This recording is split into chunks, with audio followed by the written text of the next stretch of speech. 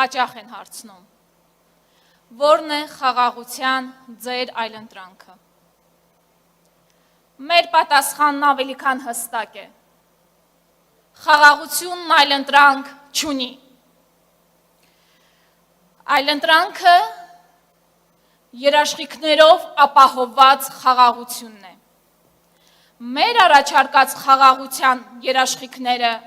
ոչ թե հեռախոսահամար, ձեռքսեղմում կամ լուսանկարն են, այլ հզոր պետությունը, հզոր տնտեսությունը, համերաշխ հասարակությունը և բազմակենտրոն արտաքին քաղաքականությունը։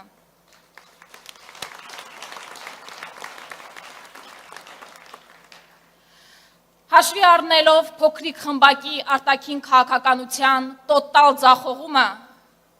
և Հայաստանի սպառնացող գոյաբանական սպառնալիքները, մենք առաջարկում ենք արտաքին քաղաքականության նոր բովանդակություն։ Արժանապատիվ դիրքավորումներ համաշխարհային քաղաքական տնտեսական ինտեգրացիոն գործընթացներում։ Մենք համոզված ենք, որ Հայաստանը կարող է և պետք է դառնա տնտեսական միջազգային նախագծերի հանգույց և բարձր տեխնոլոգիաների հաբ, բայց առանց սակարկելու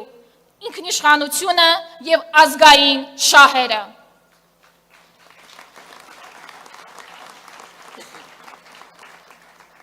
Մասնագիտական քննարկումների արդյունքում մենք ամրապնդել ենք մեր այն համոզմունքը, որ զսպումների և հավասարակշռության ռազմավարության մշակումը և ներդրումն են և մեր համազգային համախմբումը բոլոր տեսակի խաղաղությունների երաշխիքը։ Մի անինքնիշխանություն, որի գինը սեփական ժողովրդի մի հատվածին զոհաբերելն է, ստորացուցիչ է հենց այդ ժողովրդի համար։ Սիրելի հայրենակիցներ, մեզ ասում են մոռացեք ձեր պատմությունը, մերժեք եկեղեցին, ձեր սիմվոլները, ազգային արժեքները։ Սա ազգային ինքնության վերաձևակերպման գործընթաց է, թելադրված մեր թշնամիների կողմից։ Այնուամենայնիվ, կա պարզ ճշմարտություն, երբ քեզ չեն հարգում քո իսկ դաշնակիցները, չի հարգելու նաև թշնամին։ Այսպիսով, 3 պատերազմ բերած մարդը մեզ առաջարկում է ոչ թե խաղաղություն, այլ մեղսակցություն։ Եկեք, սիրելի ժողովուրդ, անկեղծ լինենք ինքներս մեր հանդեպ։ Պարտության սիմվոլը մշտական գայթակղության աղբյուր է թշնամու համար նոր հարձակումներ նախաձեռնելու։ Հետևաբար, բանակցողի փոփոխությունը այլընտրանք չունի։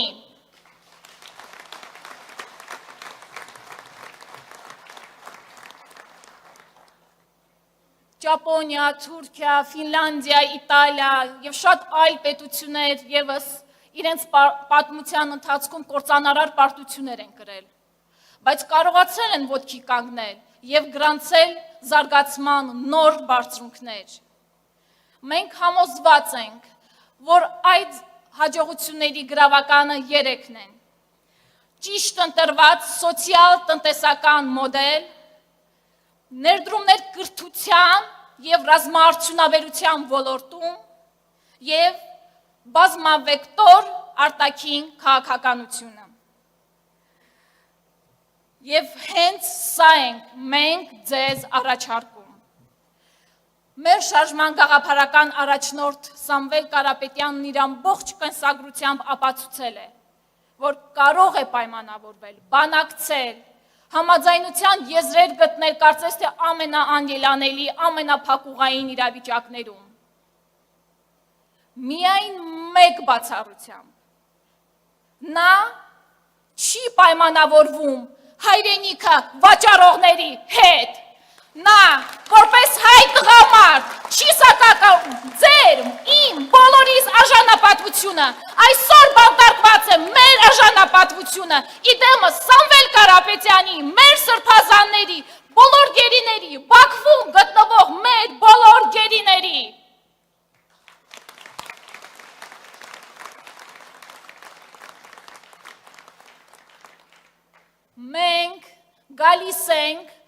ապացուցելու,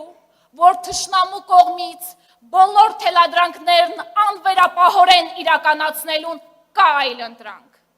Եվ այդ այլընտրանքը հզոր տնտեսության միջոցով կայուն անվտանգությունն է։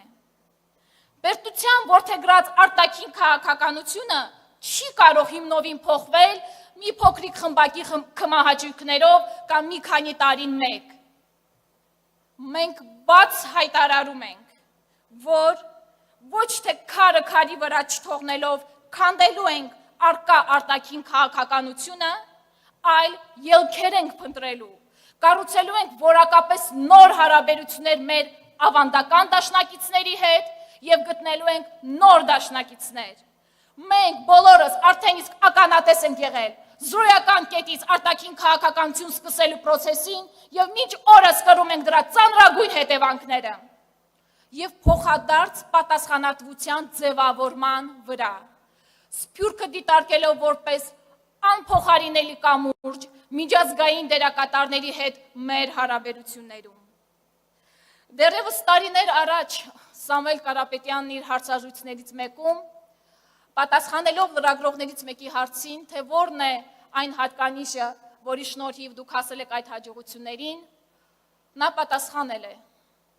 պարկեշտությունը։ Մենք այսօր այնքան կարիք ունենք այդ պարկեշտության մեր քաղաքական կյանքում եւ մեր արդեն հասարակական կյանքում։ Հավատացեք, արտաքին քաղաքականության ոլորտում եւս վստահելի, հետևողական եւ պարկեշտ բանակցող ու գործընկեր ունենալը ամենակարևորն է եւ հաջողության գրավականը արտաքին քաղաքականության ասպարեզում։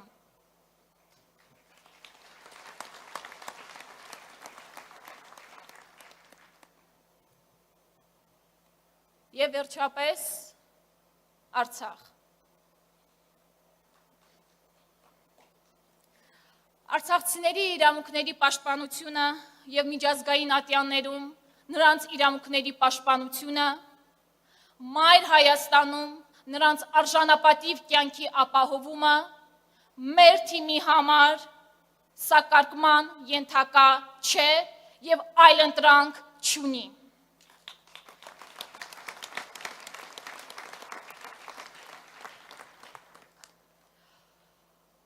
Արցախի մասին ես կարող եմ շատ երկար խոսել։ Բերել բազմաթիվ հիմնավորումներ միջազգային իրավունքից եւ միջազգային կոնվենցիաներից, բայց կասեմ պարզապես հետեւյալը։ Ուզում ես հելիր վեր, իջիր ցած, քանի դեռ մենք, ես, դուք, մենք բոլորս հիմա մղկտում ենք Արցախի մասին խոսելիս, ուրեմն Արցախ վերադարձի հարցը մեզ համար փակ չէ։